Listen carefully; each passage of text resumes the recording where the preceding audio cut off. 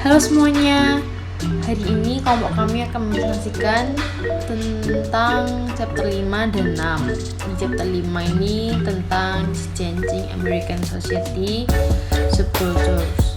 Di sini nama kelompok kami ada saya, Olivia Angela Maranatha, NIM 1871402, ada Dewani Aan P 1871403, ada Rio Dewanto 1871408, ada Marcel Andira 1871404, dan ada Mersya Emerencia Ersa NIM 1871401. Yang pertama ada The Nature of Subculture atau sifat subkultur. Apa sih subkultur itu?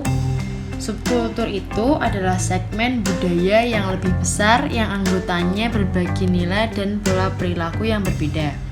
Nilai-nilai dan pola perilaku unik yang dimiliki oleh anggota kelompok subkultur didasarkan pada sejarah sosial kelompok tersebut serta situasi saat ini. Anggota subkultur juga merupakan bagian dari budaya yang lebih besar di mana mereka ada dan mereka umumnya memiliki perilaku dan kepercayaan yang sama dengan budaya inti. Nah, seperti di Amerika. Amerika secara tradisional dipandang sebagai tempat peleburan atau mangkuk sup. Apa itu maksudnya? Maksudnya adalah di mana para imigran dari berbagai negara datang ke Amerika dengan cepat. Setidaknya mungkin oleh generasi kedua. Menyerahkan bahasa, nilai, perilaku, dan bahkan agama lama mereka. Sebagai gantinya, mereka memperoleh karakteristik Amerika yang sebagian besar merupakan adaptasi kecil dari fitur-fitur Eropa Barat, terutama Inggris. Nah, budaya dasar Amerika cukup luas sehingga imigran baru tidak mengubah rasa campur sampai tingkat yang terlihat. Meskipun ini adalah perkiraan yang masuk akal dari pengalaman sebagian besar imigran Eropa Barat, ini tidak terlalu akurat untuk imigran Afrika, Hispanik, Asia, atau Arab. Juga tidak secara tepat menggambarkan pengalaman penduduk asli Amerika. Saat ini, Amerika mungkin lebih baik digambarkan sebagai salad daripada melting pot atau mangkuk sup. Ketika jumlah kecil bahan baru ditambahkan ke dalam sup, umumnya identitas hilang sepenuhnya dan menyatu dengan keseluruhan rasa sup. Di dalam salad, setiap bahan mempertahankan identitas unik sendiri sambil menambahkan warna dan rasa salad secara keseluruhan. Namun, bahkan dalam analogi mangkuk salad, kita harus menambahkan satu porsi besar saus salad yang mewakili budaya inti Amerika dan memadukan berbagai kelompok ke dalam masyarakat yang kohesif. Selanjutnya ada ethnic subcultures atau subkultur etnis, di mana secara luas seperti beragamnya perilaku unik anggotanya berdasarkan pada kesamaan ras, bahasa, atau latar belakang nasional. Di dalam bab ini dijelaskan subkultur etnis utama secara terpisah. Seperti salah satunya ada banyak orang Amerika yang mengidentifikasi diri dengan lebih dari satu kelompok etnis. Roma, Douglas, kulit putih, hitam, dan keturunan Indian Amerika. Nah, di sini ada 6 poin. Ada African Americans, ada Hispanics, ada Asian Americans, ada Native Americans, ada Asian Indian Americans, dan yang terakhir ada Arab Americans. Saya akan menjelaskan satu-satu mulai dari African Americans. Orang African Americans atau orang kulit hitam di mana survei tidak menunjukkan preferensi yang jelas untuk kedua istilah tersebut. Di antara orang Afrika Americans ada sekitar 13% dari populasi Amerika. Nah, di African Americans ini consumer segments and karakteristiknya terkonsentrasi di selatan dan area metropolitan utama di luar selatan. Orang Afrika Amerika rata-rata lebih sedikit dari populasi kulit putih yang cenderung memiliki pendidikan yang lebih rendah dan tingkat pendapatan rumah tangga yang lebih rendah. Segmen dan karakteristik konsumen salah jika memperlakukan orang Afrika Amerika sebagai satu segmen. Sebuah studi terbaru dari 3.400 orang Afrika Amerika antara usia 13 dan 17 tahun mengidentifikasi 14 segmen yang berbeda. Nah, di Afrika American ini penggunaan medianya itu lebih banyak menggunakan media massa daripada orang kulit putih, teman-teman. Memiliki preferensi yang berbeda dan melaporkan lebih banyak pengaruh oleh iklan media massa daripada orang kulit putih. Sementara mereka datang ke media umum, mereka juga menginginkan media yang secara khusus ditunjukkan pada budaya Afrika, seperti yang ditunjukkan dalam majalah-majalah top, seperti itu. Lalu marketing to African Americans. Pemasaran ke orang Afrika Americans harus didasarkan pada prinsip yang sama seperti pemasaran ke grup lain. Maksudnya gimana? Dan agar apa? Agar sesuai dengan persyaratan segmen unik yang diidentifikasi secara keseluruhan. Penggunaan generasi yang hati-hati atau sering dilihat sebagai stereotip sangatlah penting ketimbang kutipan berikut oleh Pepper Miller, Presiden Hunter Miller Group, sebuah perusahaan konsultan Afrika Amerika. Lalu produk untuk African Americans memiliki, karena orang Afrika Americans itu kan memiliki warna kulit dan rambut yang berbeda dari orang kulit putih Amerika. Warna kulit African Americans kebanyakan yang asli itu kan warnanya gelap dan rambutnya kebanyakan ikal. Nah, di sini segmen yang harus masuk ke dalam produk African Americans itu kosmetik dan produk serupa yang dikembangkan untuk konsumen kulit putih seringkali tidak sesuai. Nah, di sini pendekatan dalam upaya pemasaran mereka terhadap orang Afrika sedang memanfaatkan tren ini. Yang jelas perusahaan seperti contohnya kayak P&G itu memanfaatkan jejaring sosial gambar yang bisa diambil dari contohnya stereo rap hip hop. Lalu konsumen kulit hitam itu, pengakuan fakta ini dijelaskan oleh perusahaan-perusahaan besar yang telah menciptakan persaingan agresif untuk miliaran orang Amerika, menghabiskan setiap tahun pada produk dan layanan perawatan pribadi. Lalu komunikasi orang African Americans. Cara lain untuk berkomunikasi dengan masyarakat Afrika Americans dan komunitas etnis lainnya adalah pemasaran acara yang melibatkan pembuatan atau sponsor acara yang memiliki daya tarik khusus untuk segmen pasar. Misalnya gereja. Gereja itu di sana termasuk dalam kekuatan utama dalam kehidupan banyak orang Afrika Amerika. Seperti contoh ada Chrysler, itu adalah sponsor tur konser gospel menurut Patti. Itu memanfaatkan gereja kulit hitam untuk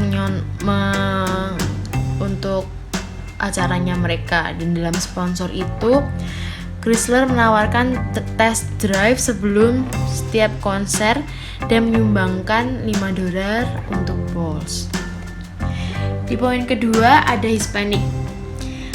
Hispanic ini adalah biro sensus yang mendefinisikan Hispanic sebagai orang Kuba, Meksiko, Puerto Rico, Amerika Selatan atau Tengah, atau budaya atau asal Spanyol lainnya tanpa memandang ras. Orang Hispanik rata-rata lebih muda dari penduduk kulit putih non-Hispanik dan cenderung memiliki pendidikan yang lebih rendah dan tingkat pendapatan rumah tangga yang lebih rendah. Namun, mengingat keberagaman segmen ini, Ada peluang bagi pemasar untuk menargetkan beragam anggota grup ini. Dalam hal pendidikan dan pendapatan, misalnya hampir 40% rumah tangga Hispanik berpenghasilan $50.000 atau lebih dari 12% menghasilkan $100.000 atau lebih lagi. Nah, di Hispanik ini, pemasarannya konsumen Hispanik cenderung sangat loyal terhadap sesuatu merek, terutama kepada pemasar yang mereka rasa sedang bekerja untuk menyesuaikan produk dan layanan mereka untuk memenuhi kebutuhan khusus mereka. Harga memang penting menurut masyarakat Hispanik ini. Namun begitu, ketersediaan merek nasional berkualitas tinggi di lingkungan Hispanik tersebut. Lalu yang ketiga ada Asian Americans. Asian Americans adalah orang Amerika keturunan Asia mewakili subkultur penting meski berukuran relatif kecil. Kelompok ini akan terus berkembang. Yang paling penting bagi para pemasar adalah bahwa orang Amerika Asia adalah kelompok berpendidikan tertinggi yang berpenghasilan tertinggi dengan daya beli yang sangat besar.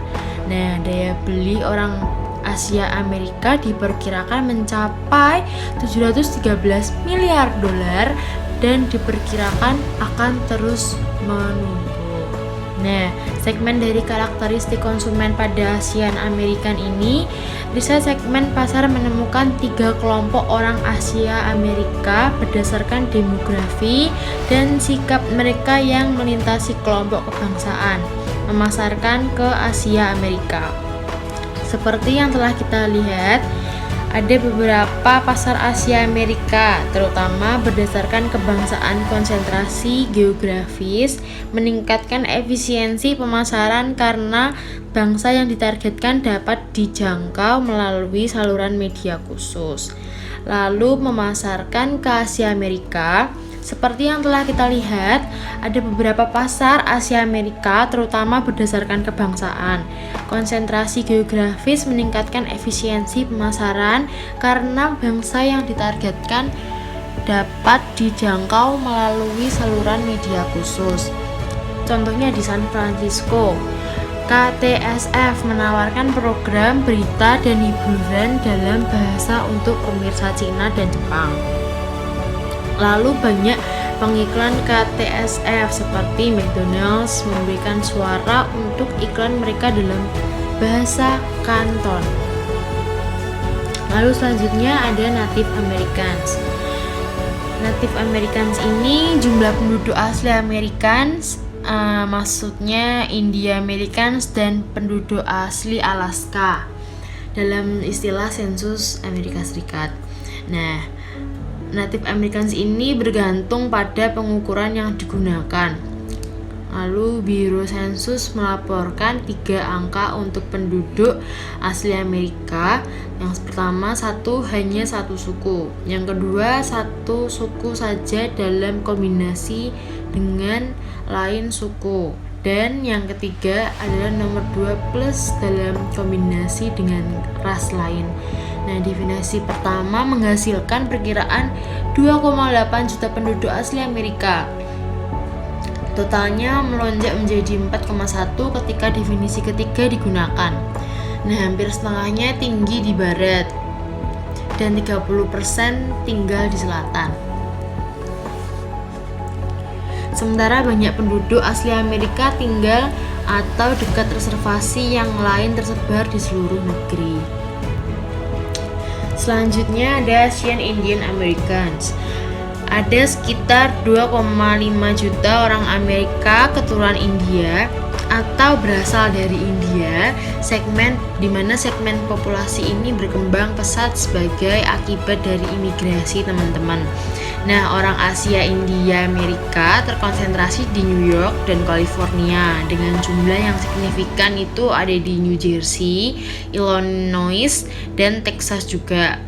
Juga sebagai kelompok mereka berpendidikan baik, kaya, dan fasih berbahasa Inggris. Namun sebagian besar mempertahankan ikatan budaya dengan latar belakang India mereka. Nah, mereka tidak berbicara dengan India. Maksud saya, mereka yang tidak berbicara dengan India sering menganggap bahwa itu adalah negara yang homogen. Namun, dalam beberapa hal lebih mirip Eropa daripada Amerika. Ini memiliki 28 negara bagian, 6 wilayah persatuan, 15 bahasa resmi, dan lusinan bahasa dan dialek lainnya. Juga meskipun mereka yang berimigrasi ke Amerika memiliki banyak kesamaan, mereka juga memiliki banyak perbedaan berdasarkan latar belakang mereka di India. Selanjutnya ada Arab Americans. Arab Americans ini yang terakhir teman-teman, Arab Americans yang ada di Amerika. Sensus 2000 mengidentifikasi 1,25 juta orang Amerika Arab yang mengidentifikasi dirinya di Amerika Serikat. Namun, Arab Americans Institute atau penjabat resmi Biro Sensus untuk menganalisis data yang berkaitan dengan Arab Amerika memperkirakan tidak dilaporkan dengan faktor 3 dan berdasarkan penelitian tambahan. Nah, ini memperkirakan populasi Arab Amerika sekitar 3,5 juta teman-teman. Mungkin tidak ada kelompok di Amerika yang memiliki stereotip yang lebih akurat seperti itu. Nah, sekian penjelasan dari saya, Olivia Angela. Selanjutnya akan dijelaskan oleh teman saya.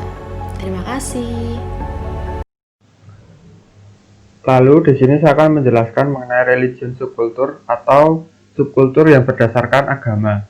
Subkultur agama adalah sekelompok orang yang berperilaku dan percaya berdasarkan masing-masing agama yang dianutnya. Dalam era globalisasi ini, pemasar semakin menggunakan tema-tema keagamaan dan spiritual saat menyapa konsumen. Sebelumnya, strategi pemasar dengan unsur-unsur agama dan spiritual sangat dihindari. Namun, saat ini hal tersebut telah berubah seiring kebutuhan dan keinginan pasar yang ingin lebih disasar secara segmentasi. Meskipun belum ada teori yang secara eksplisit ada kaitannya pengaruh agama pada perilaku konsumen, namun kenyataannya banyak produk di pasaran yang sudah mengarah pada fenomena ini. Subkultur agama berdampak pada variabel konsumen, seperti kepribadian, sikap terhadap gender, tingkat kelahiran, bahkan pandangan terhadap politik. Lalu, berdasarkan slide tersebut, maka subkultur konsumen berdasarkan etnis, ras, dan agama memainkan peran besar dalam membimbing perilaku konsumen. Identitas konsumen sebagian besar dipengaruhi oleh subkultur mereka. Begitu juga dengan keputusan pembelian sebagian besar dipengaruhi oleh kesamaan etnis, ras, dan agama mereka. Lalu di sini saya mengambil contoh di negara Amerika Serikat. Amerika pada dasarnya adalah masyarakat yang sekuler.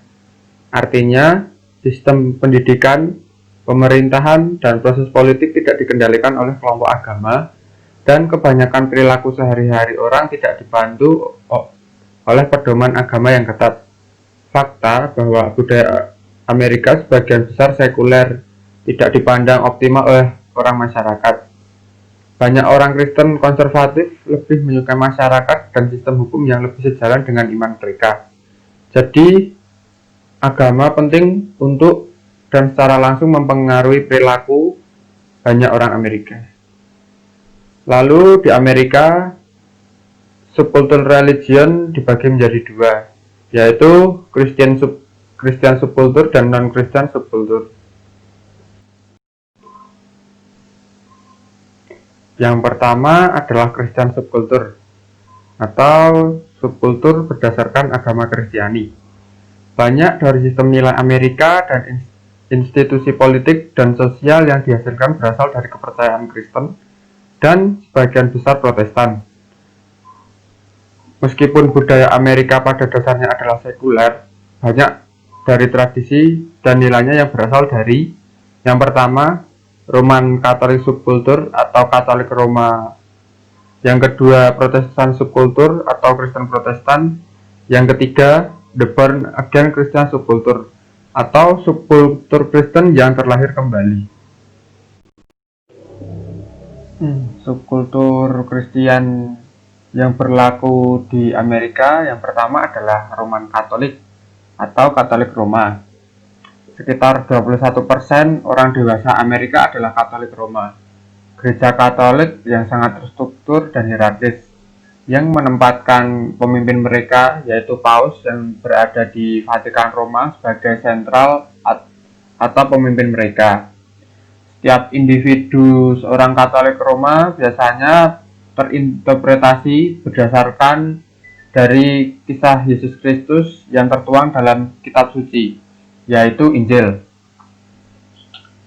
Umat Katolik di Amerika memiliki sedikit batasan konsumsi atau persyaratan yang terkait dengan agama mereka. Pemasar yang menargetkan grup ini dapat menjangkau anggota yang lebih berkomitmen melalui majalah khusus, program radio, dan acara komunitas. Dan tentunya hal tersebut yang berkaitan dengan Katolik Roma. Kristen subkultur yang berlaku di Amerika yang kedua adalah Kristen Protestan. Sekitar 45% orang dewasa Amerika mengidentifikasi diri mereka sendiri sebagai seorang Protestan. Sedangkan agama Protestan ada banyak jenisnya, dengan perbedaan yang cukup signifikan di antara mereka. Sebagian besar menekankan pengalaman individu langsung dengan Tuhan sebagai prinsip inti, dan secara umum agama Protestan menekankan tanggung jawab dan kendali individu. Lalu, Kristen Protestan sesuai dengan nilai budaya dominan Amerika. Kristen Protestan sesuai dengan nilai budaya dominan Amerika, karena paham Kristen Protestan menciptakan etos kerja yang kuat, keinginan untuk pengetahuan ilmiah, kemauan berkorban untuk masa depan, dan keluarga yang relatif kecil. Kristen Protestan ini secara historis mendominasi Amerika dalam hal jumlah banyaknya penganutnya, kekayaan yang dimiliki, dan dari segi kekuasaan di negara mereka mendominasi. Namun perbedaan mendasar di antara umat Katolik adalah tingkat konservatisme dalam keyakinan agama mereka. Banyak sekali Protestan yang berada di tengah dalam hal konservatisme.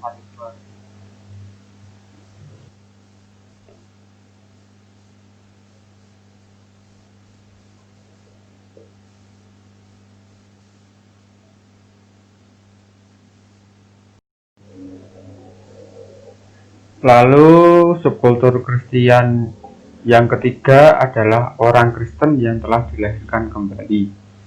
Sebagai hak Kristen, hak beragama, Kristen konservatif, Kristen Injil, dan Kristen fundamentalis, orang Kristen yang dilahirkan kembali memiliki karakter yang kuat, kepercayaan pada kebenaran literal dari Alkitab, komitmen yang sangat kuat pada keyakinan agama mereka, memiliki pengalaman dilahirkan kembali, dan mendorong orang lain untuk percaya kepada Yesus Kristus. Subkultur ini memiliki tingkat pendapatan dan pendidikan yang relatif rendah. Mereka cenderung memiliki orientasi peran gender yang lebih tradisional. Lalu, keyakinan mereka juga mempengaruhi pola konsumsi mereka. Mereka umumnya menentang penggunaan alkohol dan obat-obatan. Mereka tidak mengkonsumsi film atau program televisi yang terlalu berfokus pada seks atau aktivitas lain yang mereka anggap tidak bermoral. Religion subkultur yang berlaku di Amerika yang kedua adalah non-Christian subkultur atau kultur agama yang bukan seorang Kristiani. Subkultur ini adalah subkultur yang tidak berpedoman pada agama Kristen, namun dari agama atau kepercayaan lain. Subkultur ini terdiri dari yang pertama subkultur Yahudi, yang kedua Muslim subkultur atau subkultur berdasarkan agama Muslim atau Islam, yang ketiga Buddhis subkultur atau subkultur yang berdasarkan agama Buddha. Yang pertama adalah subkultur Yahudi. Orang Yahudi Amerika cenderung mempunyai pendapatan rata-rata dan tingkat pendidikan yang tinggi. Dalam banyak hal, pola konsumsi Yahudi mirip dengan orang Amerika lainnya dengan tingkat pendidikan dan pendapatan yang sama. Seperti kelompok agama lainnya, orang-orang Yahudi konservatif yang berkomitmen mewakili subkultur yang berbeda dari orang Yahudi ke arus utama. Yang kedua adalah religion subkultur berdasarkan agama Muslim atau agama Islam. Orang Arab di Amerika seringkali bukanlah seorang Muslim, dan dengan cara yang sama, Muslim di Amerika bukan tentu orang Arab. Subkultur ini tidak menarik perhatian pemasar kecuali karena adanya tumpang tindih dengan Arab Amerika. Seperti halnya Protestan, Katolik, dan Yahudi, pembagian paling jelas di antara Muslim adalah tingkat konservatisme dan pentingnya ajaran literal agama. Kehidupan Muslim berpusat pada pekerjaan, keluarga, sekolah, dan mengejar kesuksesan dan kebahagiaan. Secara umum, Muslim cenderung konservatif atau kolot dalam hal penggunaan narkoba dan alkohol dan seksual permisif atau memperbolehkan. Yang ketiga adalah Buddhist kultur atau subkultur agama berdasarkan agama Buddha. Jumlah umat Buddha di Amerika hampir sebanyak jumlah yang menganut Muslim. Mereka sebagian besar adalah orang Asia Amerika atau kulit putih. Meskipun orang Amerika Asia lebih cenderung menjadi Kristen, sekitar 43% daripada Buddha yang hanya sekitar 6%. Agama Buddha menekankan pada ide dasar bahwa manusia itu terperangkap dalam samsara, atau siklus penderitaan dan kelahiran kembali yang pada dasarnya disebabkan oleh keinginan dan tindakan yang menghasilkan karma, atau sesuatu yang tidak menguntungkan. Samsara bisa lolos dan menjadi negara bagian nirwana atau surga dicapai dengan mengikuti jalan mulia Buddha. Buddhist kultur ini terkonsentrasi di sisi barat wilayah Amerika. Terima kasih. Ya, selamat sore, selamat siang, selamat malam teman-teman semuanya. Saya Florentinus Marcel Andira dengan NIM 1822 14024 akan melanjutkan penjelasan dari teman saya sebelum ini. Yang pertama, saya akan menjelaskan tentang regional subculture. Regional subculture itu muncul akibat perbedaan lingkungan, iklim, ras dan etnis, sumber daya alam, dan juga politik. Semua hal ini mempengaruhi seorang pemasar untuk memunculkan ide-idenya dalam pemasaran yang sesuai dengan kondisi wilayah tersebut.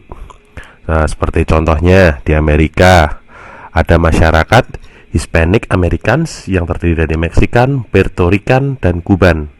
Mereka banyak terkonsentrasi di beberapa negara bagian tertentu di Amerika. Hasil dari penelitian ini menunjukkan bahwa brand preferences masyarakat Hispanic dan non-Hispanic ternyata berbeda. Maka dari itu, beberapa iklan produk yang digemari masyarakat Hispanic biasanya akan dikemas dengan bahasa dan model yang dekat dengan budaya masyarakat Hispanic. Gitu. Kemudian saya akan melanjutkan the influence of household. Rumah tangga merupakan salah satu target utama pemasar. Hal ini terjadi karena rumah tangga merupakan konsumen yang konsumtif untuk bahan atau barang kebutuhan pokok seperti sandang, pangan, dan papan. Memenuhi kebutuhan sekunder pun setiap keluarga memiliki kebijakan yang bermacam-macam.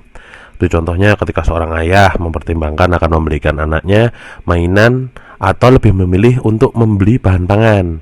Nah, dari hal ini seorang pemasar harus memahami bermacam-macam model keluarga itu gimana sih biar rencana yang mereka susun, yang mereka rancang itu tepat sasaran dengan kondisi keluarga di lingkungan atau di regionalnya tersebut. Karena di Amerika dan di Indonesia berbeda kondisinya. Nah, di dalam buku yang kita jadikan sebagai acuan itu kita mengambil regionalnya dari Amerika seperti itu. Nah, di sini ada tabel. Yang pertama ada structure of household unit, kemudian ada stage of household life cycle, dan household decision process.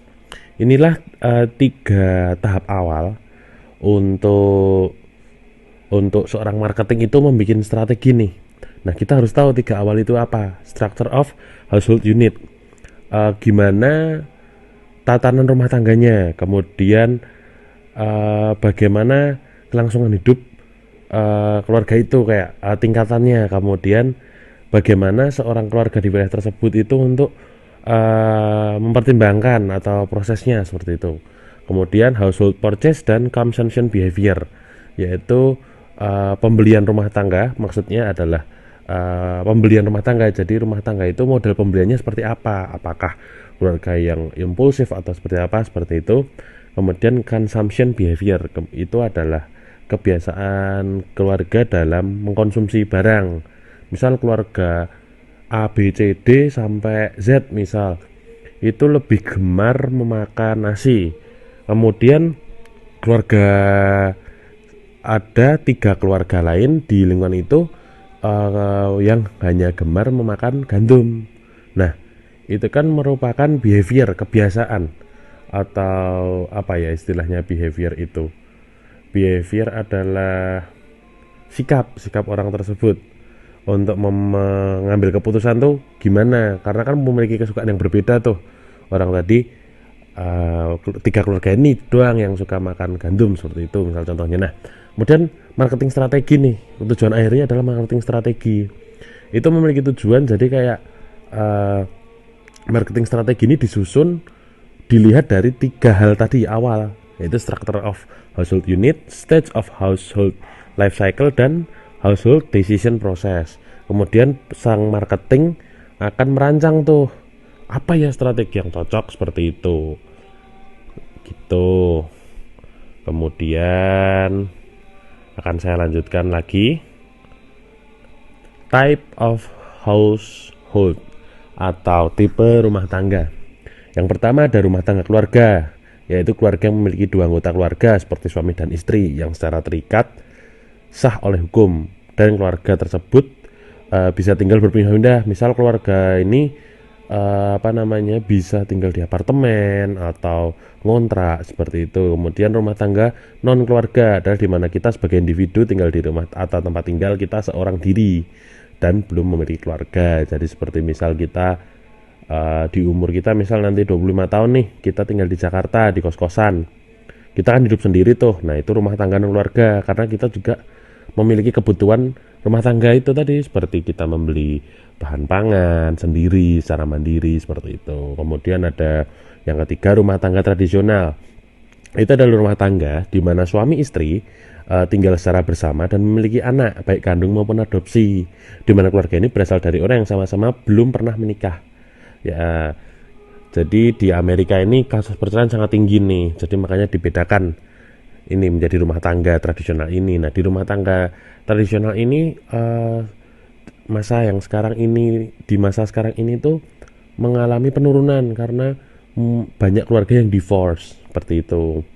Nah, ada keluarga tiri adalah rumah tangga yang dimana pasangan suami istri tersebut setidaknya punya 1 anak tuh di bawah 18 tahun yang merupakan anak tiri. Jadi mungkin dari pernikahan sebelumnya, entah dari sang istri atau dari sang suami, itu disebut keluarga tiri seperti itu. Ya, itu tadi dari saya, akan dilanjutkan oleh teman saya berikutnya. Terima kasih atas perhatiannya.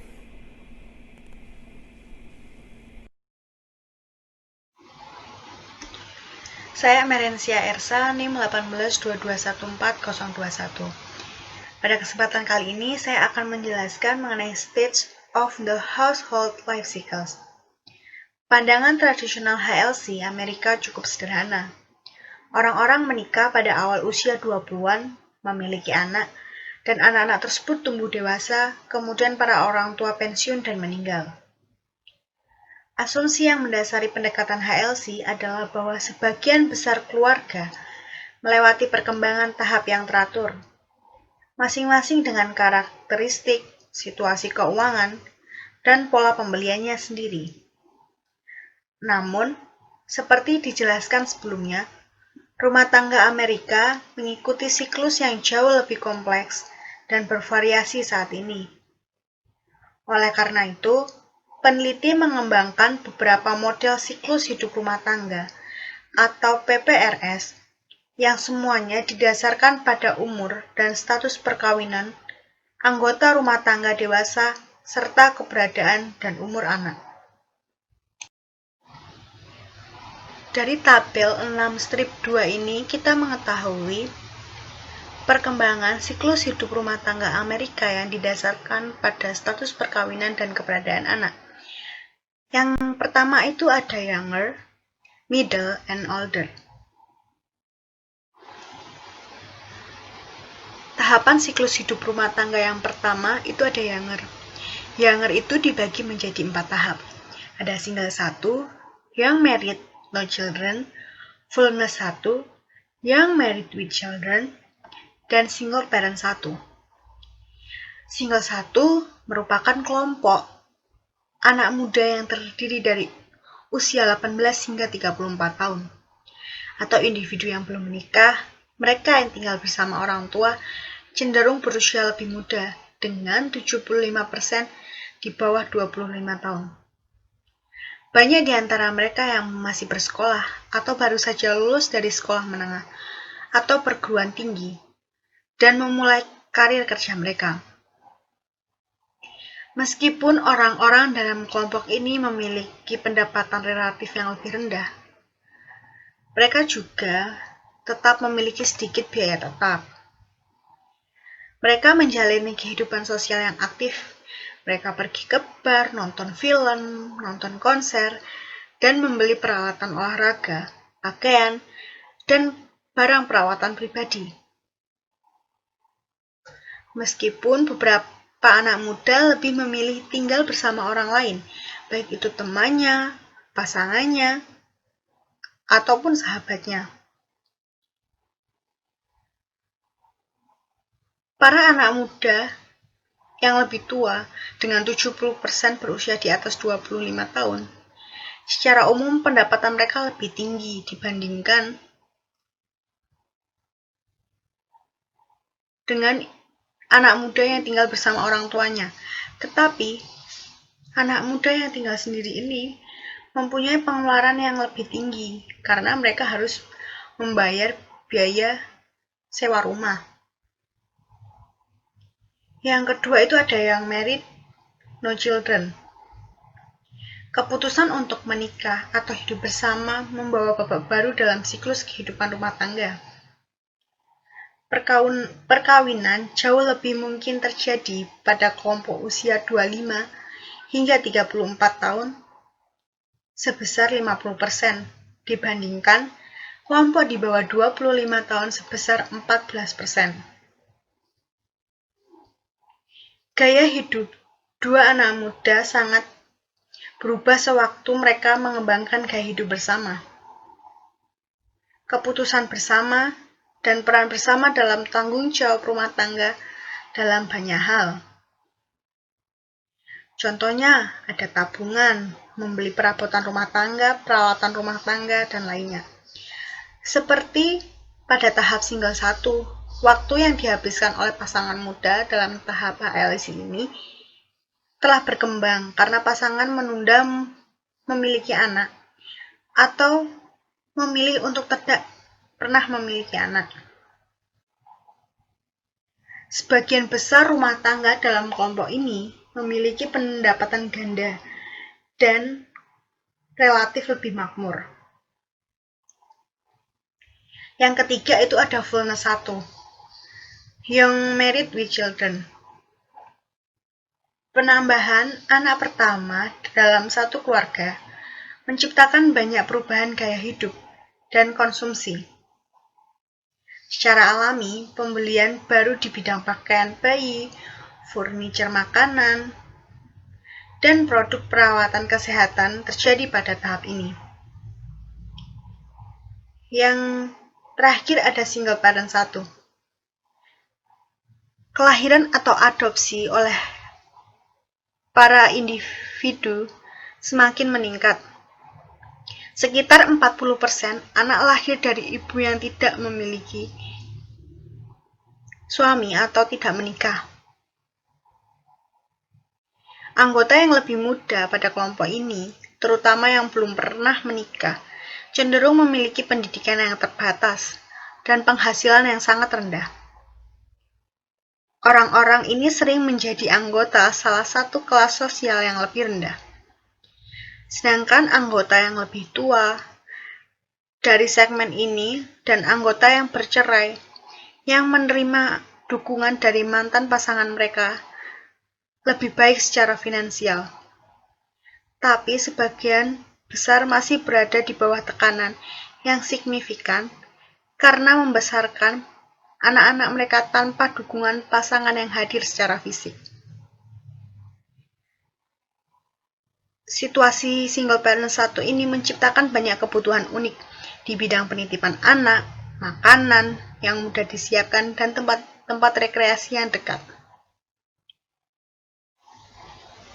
Tahapan HLC yang kedua itu ada middle. Di dalam middle sendiri dibagi menjadi 5 tahapan. Ada single 2, detailed fullness 1, fullness 2, single parent 2, dan empathiness 1. Single 2 merupakan kategori lajang parubaya yang terdiri dari orang-orang yang tidak pernah menikah dan mereka yang bercerai dan tidak memiliki tanggung jawab pengasuh anak. Orang-orang ini termasuk dalam kategori usia 35 hingga 64 tahun.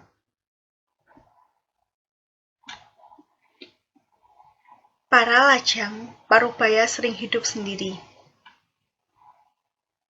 Nyatanya, hidup sendiri semakin dipandang sebagai pilihan, gaya hidup yang ingin dan mampu dilakukan banyak orang, mengingat pendapatan yang lebih tinggi.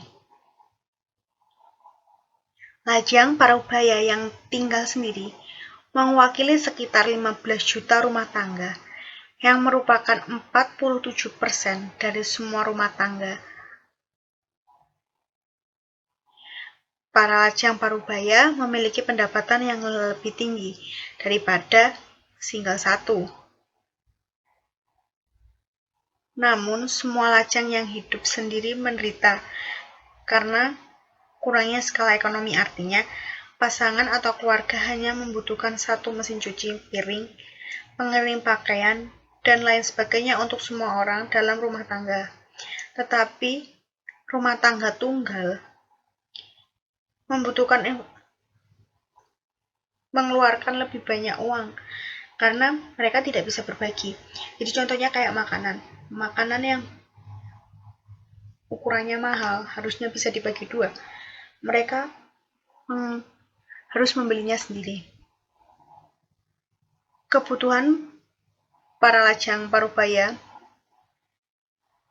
mencerminkan kebutuhan para lajang muda. Tetapi para lajang parubaya cenderung memiliki lebih banyak uang untuk dibelanjakan untuk gaya hidup mereka, dan mereka bersedia untuk memanjakan diri mereka sendiri. Seperti pergi ke restoran mahal, memiliki mobil mewah, dan sering berpergian. Yang kedua itu ada detailed fullness 1, older married with young children. Banyak generasi X menunda melahirkan anak pertama mereka sampai mereka berusia pertengahan 30-an. Ini menghasilkan fenomena baru dari sejumlah besar keluarga yang sudah mapan, yang menjadi orang tua untuk pertama kalinya.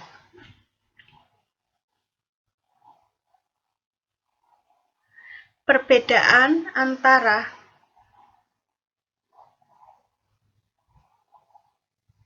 detailed fullness 1 dengan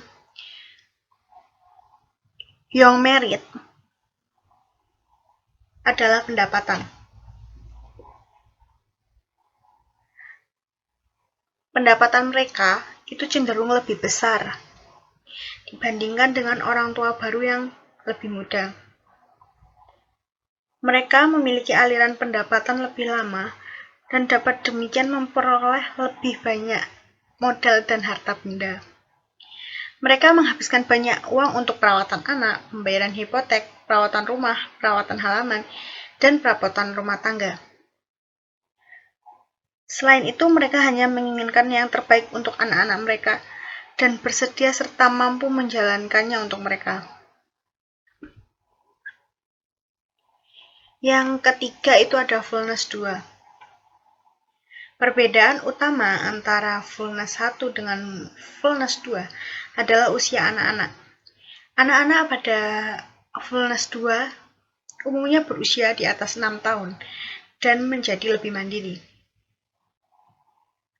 Namun kehadiran anak yang lebih besar menciptakan kebutuhan konsumsi yang unik. Keluarga dengan anak-anak berusia 6 tahun ke atas adalah konsumen dari semua jenis pelajaran seperti les piano, les tari, les senam dan sebagainya, perawatan gigi, serta makanan dan minuman ringan. Tuntunan yang lebih besar menciptakan kebutuhan akan rumah dan mobil yang lebih besar pula.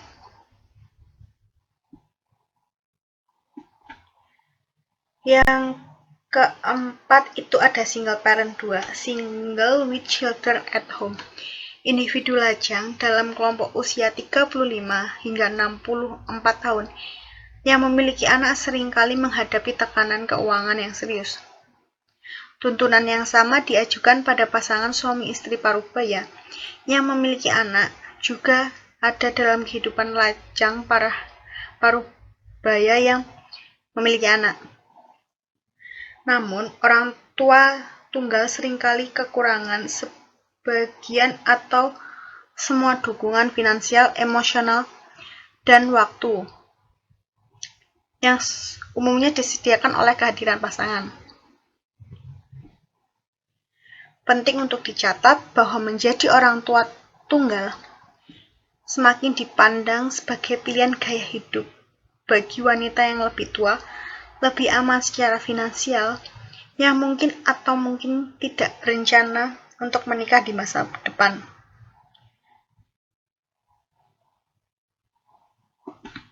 Dan yang terakhir itu ada empathiness 1, middle married with no children.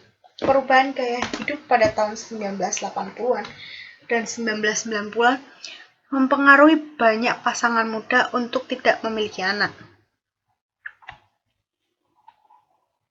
Kedua orang dewasa biasanya memiliki pekerjaan, jadi mereka sangat sibuk. Namun, tidak ada tanggung jawab untuk anak-anak dan menciptakan lebih banyak waktu luang daripada yang mereka nikmati saja.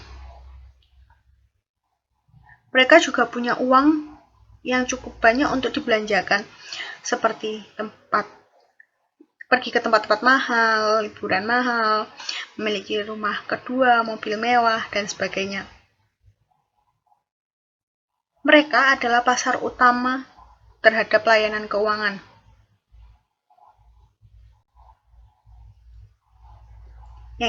Yang jelas mereka juga pembeli berat produk anak-anak kelas atas sebagai hadiah untuk keponakan, cucu, dan teman-teman mereka karena mereka tidak memiliki anak. Dan yang terakhir itu ada older. Dalam older sendiri dibagi menjadi dua, yaitu empathiness 2 dan single 3. Pada empathiness 2 atau older married couples, pada tahap ini mereka juga menghabiskan banyak waktu dan uang untuk cucu mereka. Dan semakin banyak mereka membawa cucu mereka dan kadang-kadang anak-anak mereka berlibur. Sering bertambahnya usia mereka, perawatan kesehatan dan kehidupan juga menjadi lebih penting. Pada tahapan ini dan selanjutnya distribusi aset keluarga yang berharga, seperti pusaka keluarga, harta benda, dan uang juga menjadi penting. Yang terakhir ada single 3. Kira-kira sebesar 70% dari semua lajang tua adalah wanita. Kira-kira dari 2/3 dari semua lajang tua hidup sendiri. Kondisi lajang tua umumnya menciptakan banyak kebutuhan unik, seperti perumahan, sosialisasi, perjalanan, dan rekreasi.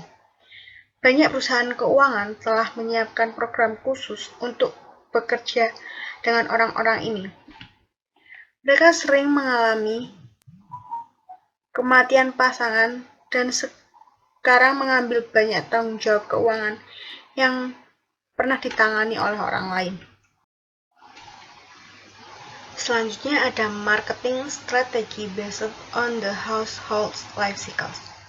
HLC merupakan alat segmentasi yang penting karena hubungannya dengan perbedaan kebutuhan, keinginan, batasan, dan pola konsumsi yang unik di setiap tahap.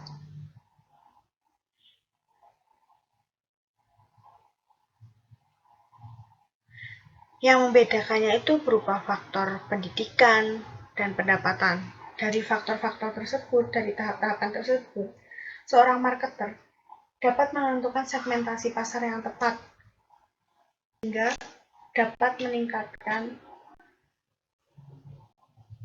keuntungan perusahaan. Family decision making adalah proses di mana keputusan yang secara langsung atau tidak langsung melibatkan 2 atau lebih anggota keluarga. Pengambilan keputusan oleh kelompok seperti keluarga berbeda dengan banyaknya hal dari keputusan yang dibuat oleh individu. Selanjutnya ada the nature of family purchase rules. Ada 6 peran yang sering terjadi dalam pengambilan keputusan keluarga. Yang pertama, initiator atau anggota keluarga yang pertama kali menyadari kebutuhan atau mulai proses pembelian. Yang kedua, pengumpulan informasi. Orang yang memiliki keahlian atau minat dalam pembelian tertentu. Individu yang berbeda mungkin mencari informasi pada waktu yang berbeda atau tentang aspek pembelian yang berbeda. Ketiga, ada influencer. Anggota keluarga yang memberikan informasi kepada anggota keluarga lain mengenai suatu produk atau jasa. Yang keempat, pembuat keputusan atau decision maker. Anggota keluarga dengan wewenang untuk menentukan secara sepihak atau bersama-sama untuk keputusan belanja, membeli, memakai, atau tidak lagi menggunakan produk atau jasa tertentu. Yang kelima, pembeli atau purchaser. Anggota keluarga yang benar-benar membeli produk tersebut atau anggota keluarga yang sesungguhnya melakukan pembelian produk atau jasa tertentu. Keenam, pengguna atau user. Anggota keluarga yang menggunakan atau mengkonsumsi produk atau jasa tertentu.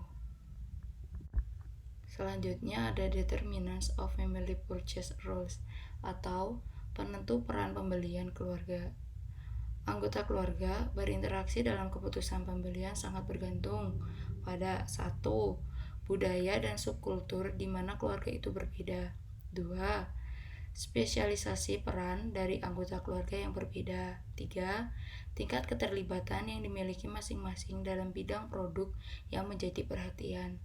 4. Pribadi. Selanjutnya ada conflict resolution. Di sini suatu studi mengungkapkan ada 6 pendekatan dasar yang digunakan individu untuk menyelesaikan konflik pembelian setelah mereka muncul. Yang pertama itu ada tawar-menawar, yang dimana mencoba mencapai kompromi. Yang kedua, manajemen kesan. Salah satu mengartikan fakta untuk menang. Ketiga, penggunaan otoritas atau mengklaim keahlian superior atau kesesuaian peran. Yang keempat, pemikiran, yaitu menggunakan argumen logis untuk menang. Kelima, bermain dengan emosi, menggunakan silent treatment atau menarik diri dari diskusi. Keenam, informasi tambahan atau mendapat data tambahan dari pendapat pihak ketiga.